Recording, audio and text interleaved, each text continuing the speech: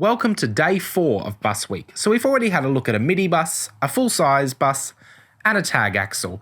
So today let's have a quick look at an articulated bus. This particular vehicle is an MAN NG313 with a Custom Coaches CB60 Evo 2 body. So come and join me for a ride on board one of Brisbane's articulated buses.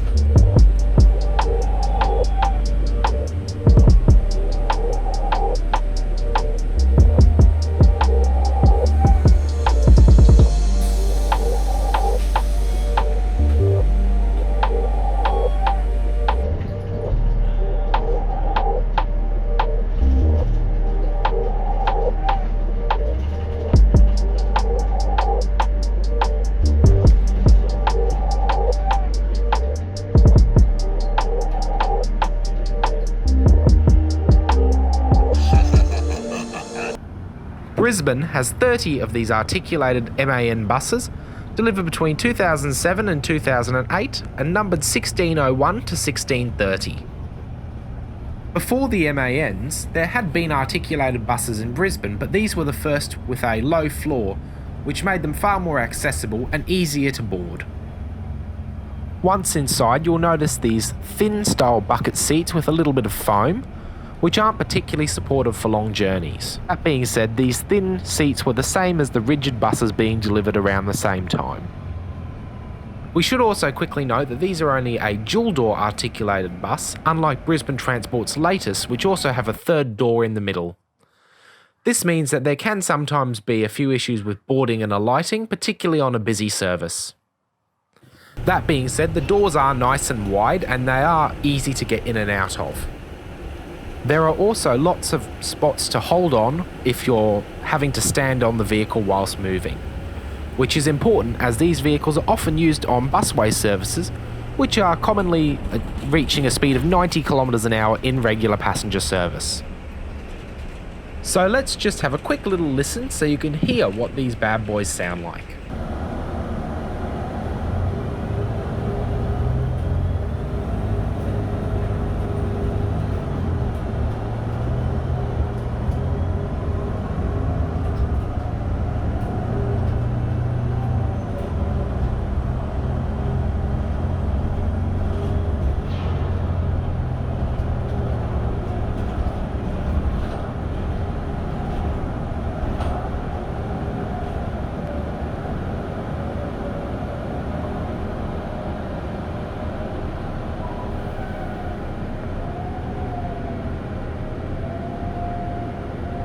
At the moment, I've got a Midi-bus to myself, which is really cool, really weird.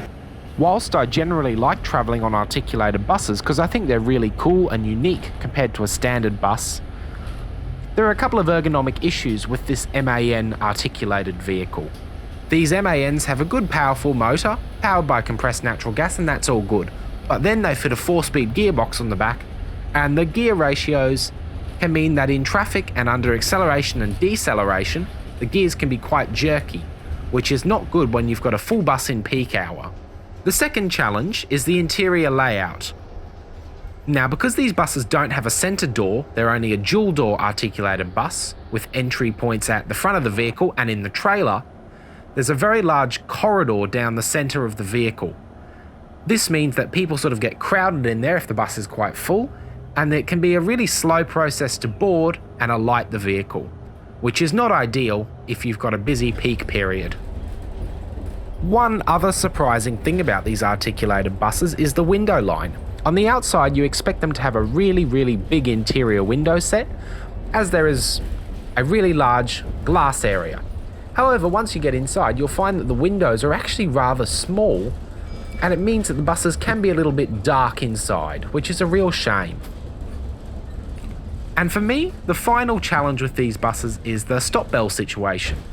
Now, there's a reasonable amount of actual bell buttons on the vehicle, and there are fairly good signs to indicate the bell's been illuminated. There are 3 lights for that. There's one right at the front of the vehicle, just above the windscreen. There's one on a bulkhead above where the sideways facing wheelchair seats are, and there's a third one in the trailer. The only challenge is they're a bright blue light, and they say next stop, but they can glare quite badly because they're quite bright, so it's not always clear that it says next stop on the sign. That being said, it is better than what they used to have. Initially, they were delivered with just a round blue light, which you can't actually see any words on, so it is an improvement over the original design. So I do think there are a couple of ergonomic flies in the ointment, but overall I do think these MAN articulated buses are quite good. So I'm glad I got to show you around. Thanks for joining me today on Talking Planning and Day 4 of Busweek, and stay tuned for the final episode of Busweek tomorrow.